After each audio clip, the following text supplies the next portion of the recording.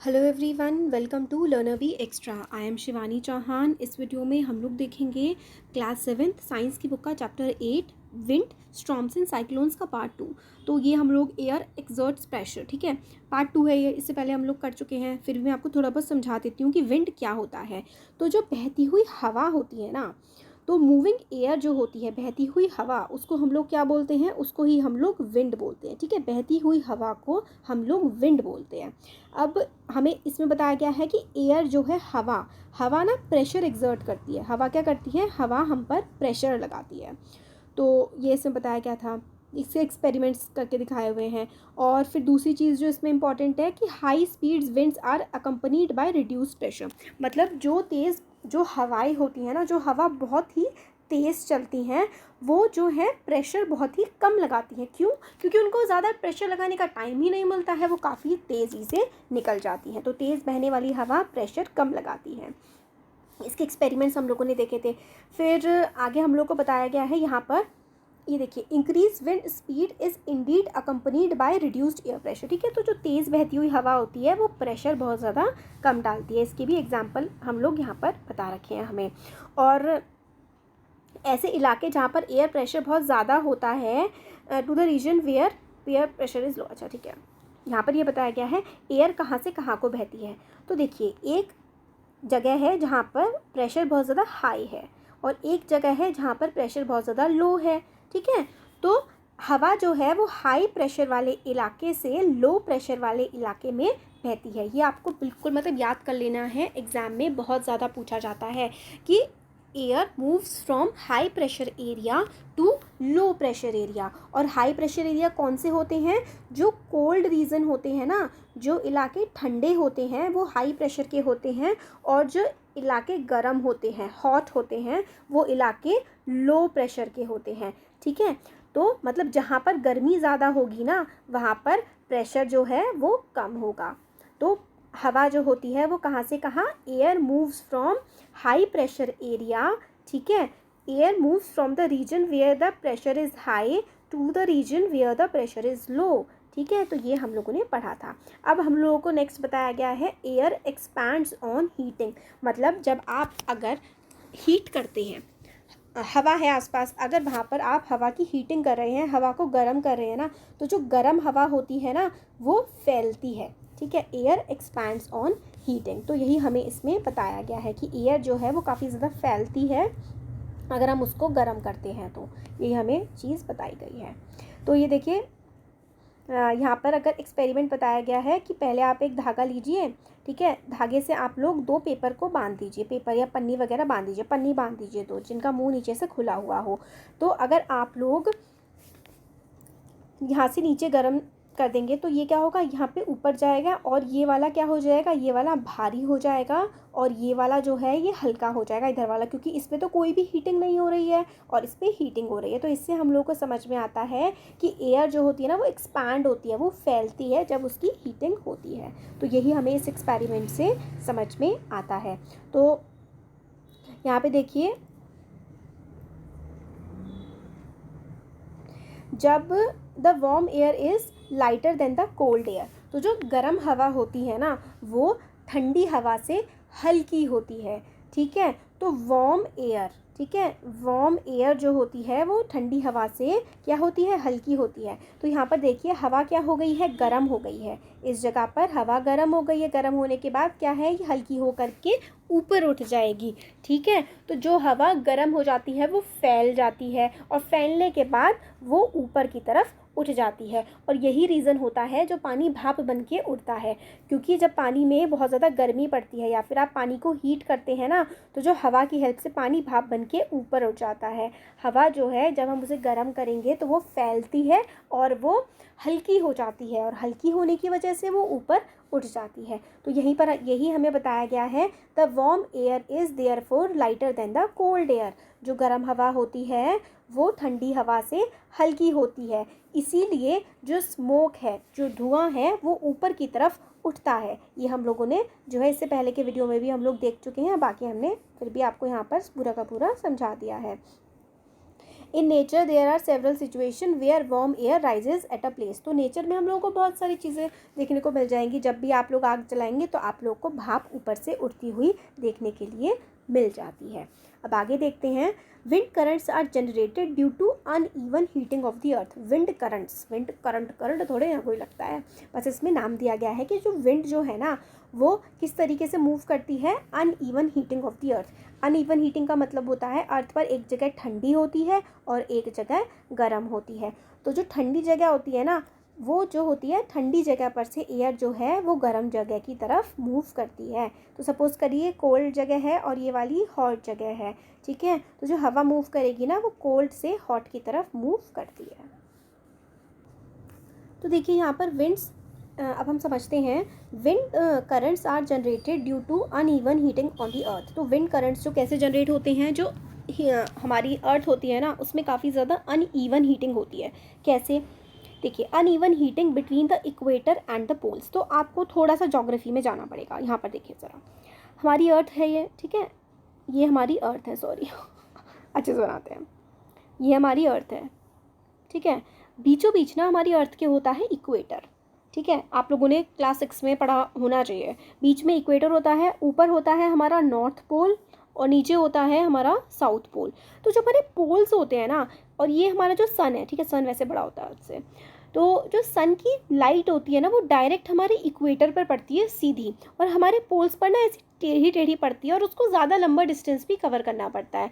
तो जब लाइट को ज़्यादा डिस्टेंस कवर करना पड़ता है और वो स्लैंट हो जाती है, वो टेढ़ी हो जाती है, तो उसकी जो लाइट है ना वो पोल्स तक अच्छे से पहुंच नहीं पाती। तो जब अच्छे से लाइट पोल्स तक पहुंच नहीं पाती है तो पोल्स क्या रहते हैं हमारे अर्थ के, ठंडे रहते हैं। पोल्स जो है ना वो कोल्ड रहते हैं। और जो इक्वेटर पे सीधी लाइट पड़ती है सन की, तो इक्वेटर जो है वो हॉट रहता है, ठीक है। और जहाँ पर गर्मी होती है, हॉट जगह पर जो हवा होती है ना वो हल्की होती है। थोड़ी देर पहले हम लोगों ने देखा था, जहाँ पर हवा हल्की होती है तो वो क्या होती है, एक्सपैंड करती है और वो ऊपर उठ जाती है। तो जहाँ पर हॉट रीजन में एयर क्या होती है, हॉट इलाका है, अगर एरिया जो है वो हॉट है तो उसमें क्या होगा, एयर ना क्या हो जाएगी, लाइट हो जाएगी। एयर, हवा हल्की हो जाएगी और वो एक्सपैंड भी करेगी, ठीक है। तो लाइट जो है, सॉरी, एयर हमारी लाइट हो जाएगी, एक्सपैंड करेगी। और अगर हमारा रीजन पोलर है, पोलर यानी कि कोल्ड रीजन है, कोल्ड रीजन में हवा जो है वो हैवी हो जाती है और सिकुड़ जाती है। और फिर हवा कहाँ से कहाँ ट्रेवल करती है, तो हवा जो है ना वो कोल्ड रीजन से हॉट रीजन की तरफ ट्रैवल करती है। और इसी तरीके से हमारे जो है मोशन होता है। Uneven heating between the equator and the poles. तो हमने ये चीज़ समझ लिया, अब यहाँ पे पढ़ लेते हैं। तो ज्योग्राफी में हम लोगों ने पढ़ा है कि इक्वेटर में सबसे ज़्यादा हीट आती है सन की वजह से, और इस इलाके में जो इक्वेटर वाला इलाका होता है ना, यहाँ पर हवा गर्म रहती है। तो जो गर्म हवा होती है वो राइज़ करती है, और जो कूलर हवा होती है ना, जो ठंडी हवा होती है, वो क्या करती है, वो इक्वेटर की तरफ मूव करके आ जाती है। जो पोल्स हैं, ठीक है, पोल्स है ये, और बीच में है इक्वेटर। तो ठंडी हवा, इक्वेटर वाली हवा तो ऊपर उठ गई, तो जो पोल्स वाली हवा होती है ना वो पोल से हट करके इक्वेटर की तरफ को मूव करके आ जाती है। तो जो रीजन होता है ना 0 से 30 डिग्री लैटिट्यूड का, ऐसा होता है। देखिए ये हमारी अर्थ है, बीच में होता है इसके इक्वेटर, फिर उसके बाद यहाँ पे ऐसे 0 के बाद 1 2 3 4 5 6 ऐसे ऐसे करके यहाँ तक 90 डिग्री तक ये पहुँचता है, 90 डिग्री नॉर्थ तक। और फिर 0 से फिर से 1 2 3 4 फिर पूरा 90 डिग्री तक पहुँचता है।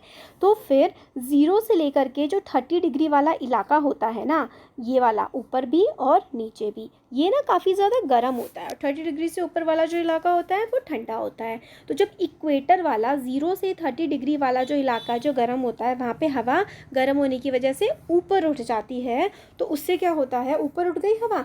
अब जो ठंडी हवा है, यहाँ पर ठंडी हवा है, यहाँ पर ठंडी हवा है, तो ठंडी हवा ना इस जो गर्म हवा ऊपर उठ जाती है, इस गर्म हवा की आकर के फटाफट से ठंडी हवा जगह घेर लेती है, और इसी तरीके से हमारे अर्थ पे हवा घूमती है। तो these winds blow from the north and the south toward the equator.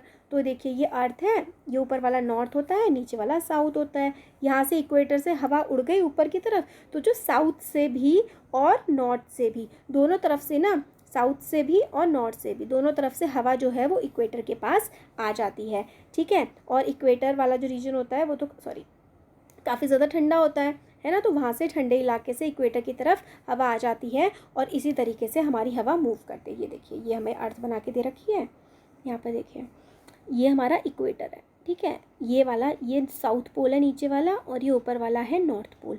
तो नॉर्थ पोल से जो है नीचे की तरफ हवा आती है, ठीक है, नीचे की तरफ ऐसे करके इससे ऊपर की तरफ जाती है, कहाँ, इक्वेटर की तरफ। तो विंड फ्लो पैटर्न, ठीक है, uneven heating of the earth, heat जो है अनइवन होती है, कहीं पर ठंड होती है, कहीं पर गर्मी होती है, तो उस हिसाब से ठंडी जगह से गर्म जगह की तरफ हमारी जो विंड होती है वो आती है। तो the winds would have flown in the north south direction from north to south और फ्रॉम साउथ टू नॉर्थ, मतलब नॉर्थ से साउथ की तरफ भी जाती है और साउथ से नॉर्थ की तरफ भी जाती है। ये क्यों होता है? क्योंकि हमारी जो अर्थ है ना वो गोल गोल गोल गोल घूमती रहती है, ये चीज़ तो हमको पता ही है। तो अर्थ के मूवमेंट की वजह से, अर्थ के गोल घूमने की वजह से हमारी जो विंड है कभी नॉर्थ से साउथ जाती है तो कभी साउथ से नॉर्थ जाती है, ठीक है। यही हमें इसमें बताया गया है। तो पहला हम लोगों ने क्या पढ़ा, विंड किस तरीके से जनरेट होती है, due to uneven heating on the earth. तो अनइवन हीटिंग किस किस वजह से होती है, due to heating, uneven heating between equator and the poles. और फिर उसके बाद uneven heating of land and water. अब पानी और जो ज़मीन है वो भी अलग अलग तरीके से गर्म और ठंडा होता है। हम लोगों ने चैप्टर 4 में लैंड ब्रीज और सी ब्रीज के बारे में पढ़ा था। तो लैंड ब्रीज क्या और सी ब्रीज क्या होती है, मतलब देखिए जो कोस्टल एरियाज़ होते हैं, कोस्टल एरियाज़ मतलब समुद्री इलाके जो होते हैं ना, उसका जो लैंड है यहाँ पर, और यहाँ पर क्या है, ओशन है। तो जो पानी होता है ना वो क्या होता है, लैंड के कंपैरिजन में देर से ठंडा होता है और देर से ही गर्म होता है। तो मतलब जो ज़मीन है ना वो एकदम से ठंडी हो जाती है और एकदम से गर्म हो जाती है, बट पानी ऐसा नहीं करता है। पानी ठंडा और गर्म होने में टाइम लगाता है। तो सुबह जो दोपहर का टाइम होता है उसमें लैंड काफ़ी ज़्यादा गर्म हो जाता है, तो लैंड गर्म हो जाता है तो गर्म हो जाता है लैंड, और ओशन होता है ठंडा। तो हवाएं ठंडी जगह से गर्म जगह की तरफ आती हैं, ओशन से लैंड की तरफ दिन में, ठीक है, डे के टाइम में। और रात के टाइम में क्या होता है, लैंड एकदम से ठंडा हो जाता है और ओशन इतनी जल्दी ठंडा नहीं हो पाता। तो ओशन कंपैरेटिवली लैंड के गर्म होता है, तो रात के टाइम पे लैंड से लेकर के ओशन की तरफ हवाएं जाती हैं। तो इस तरीके से लैंड और वाटर की जब हम केस होता है जहाँ पर पानी भी है और ज़मीन भी है, कोस्टल एरिया समुद्री इलाकों में, इस तरीके से विंड मूव करती है। तो यहाँ पर देखिए यही चीज़ बताई गई है। जब गर्मियों का समय होता है ना इक्वेटर के पास, तो लैंड जो है वो एकदम फटाफट से जो है वो गर्म हो जाता है, ज़्यादातर जो है वो गर्म रहता है लैंड, ठीक है। और लैंड जो होता है, लैंड यानी कि जो ज़मीन होती है ना, वो ज़मीन ज़्यादा जल्दी गर्म हो जाती है अगर हम पानी के कंपैरिजन की बात करें। पानी से अगर हम ज़मीन को कंपेयर करें तो ज़मीन जल्दी गर्म और ठंडी हो जाती है। गर्मियों में ज़मीन ज़्यादा गर्म हो जाती है, तो क्या होता है, air over the land gets heated and rises up. जो ज़मीन पर जो हवा है वो ठंडी हो जाती है, गर्मियों के टाइम में जो ज़मीन पर हवा है वो गर्म हो जाती है और ऊपर की तरफ उठ जाती है, और इसकी वजह से wind flows, this causes the wind to flow from the ocean toward the land. तो ओशन से, क्योंकि ज़मीन की जो है हवा वो गर्म होकर के ऊपर उठ चुकी है, तो यहाँ पर खाली जगह बन गई। तो ओशन जो कि ठंडा है, इसलिए ओशन की ठंडी हवा जो है वो ज़मीन की तरफ आ जाती है। तो air over the land gets heated and rises, this cause the winds to flow from the ocean towards the land, these are monsoon wind. और इन्हीं को हम लोग, इन विंड्स को क्या कहते हैं, जो समुंदर से ज़मीन की तरफ को आती हैं, इन हवाओं को हम लोग मानसून विंड्स कहते हैं। मानसून शब्द जो है वो अरबी शब्द मौसम से बनाया गया है, जिसका मतलब होता है सीज़न। विंड, और ये सब गर्मियों के टाइम में होता है। गर्मियों के टाइम में ओशन से जो है वो हवा आती है, समर्स में, ठीक है, समर्स में ओशन से लैंड की तरफ हवा आती है, और विंटर्स में क्या होता है, लैंड से ओशन की तरफ हवा जाती है। तो सर्दियों के टाइम पे रिवर्स हो जाता है और लैंड से ओशन की तरफ हवा हमारी जाने लगती है। The winds from the ocean carry water and bring rain. तो विंड्स जो होती हैं जो कि समुंदर से आती है ना, समुंदर से जो लैंड की तरफ हवा चलती है ना, वो क्या करती है, अपने साथ पानी लेकर के आती है, और उसकी वजह से ही बारिश होती है। तो मॉनसून विंड्स कैरी वाटर, और बारिश पड़ जाती है।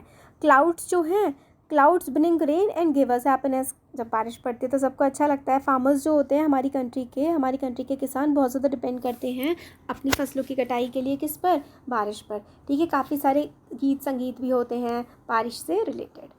अब आगे आता है, ये सॉन्ग दिया गया है बारिश का। अब बारिश के साथ साथ आप लोगों को कई बार थोड़ी रेन से दिक्कतें भी हो जाती हैं, जब बहुत ज़्यादा रेन पड़ने लगती है ना, दिक्कतें जैसे कि इंसान की लाइफ को भी हो जाती है। कई बार थंडर स्टॉर्म्स और साइक्लोन्स भी आ जाते हैं। अब थंडर स्टॉर्म्स और साइक्लोन्स क्या होते हैं ये भी अब हम देखते हैं। कई बार बारिश की वजह से बहुत दिक्कतें हो जाती हैं। मानसून का पैटर्न है कि देखिए ओशन, यहाँ पे ओशन है ना, ओशन से किस तरीके से गर्मियों में जो है हमारे देश की तरफ हवाएं जा रही हैं, और सर्दियों में देश से हमारे लैंड से समुद्र की तरफ हवाएं जाती हैं। ठीक है, समर के टाइम में, और ये देखिए ये वाला समर के टाइम का है, ये वाला विंटर के टाइम का है। ये हमारे देश में हमें मौसम के बारे में कौन बताता है? मौसम विभाग, इंडियन मेट्रोलॉजिकल डिपार्टमेंट, जो कि नई दिल्ली में है। ठीक है, नई दिल्ली में जो इंडियन मेट्रोलॉजिकल डिपार्टमेंट है उसने ये डेटा हमें बताया है। अब ना वीडियो बहुत बड़ा हो जाएगा, क्योंकि थंडरस्टॉर्म एंड साइक्लोन वाला जो है ना वो मेरे को बहुत ही अच्छे से समझाना है आपको, ताकि मतलब है ना। फिर उसके बाद हम लोग ये विंड्स वगैरह की अभी देखेंगे, हरिकेन, टाइफून, तो ये ना हम नेक्स्ट वीडियो में देख लेते हैं। नेक्स्ट वीडियो भी ठीक है, उसमें अच्छे से समझाऊंगी मैं आपको, क्योंकि फिर आपका आगे जा करके 9th क्लास में भी यही सेम चीज़ आप लोगों को समझने के लिए आएगी। तो यहीं पर आप लोग अच्छे से समझ लेंगे ना, तो आगे तक के कॉन्सेप्ट्स आपके क्लियर हो जाएंगे। तो अब हम नेक्स्ट वीडियो में देखेंगे, ठीक है, ये आगे का चैप्टर। तो कैसा लगा वीडियो ज़रूर बताइए, अच्छा लगा तो लाइक करिए, चैनल को सब्सक्राइब करिए, अपने फ्रेंड्स के साथ शेयर करिए। Thank you.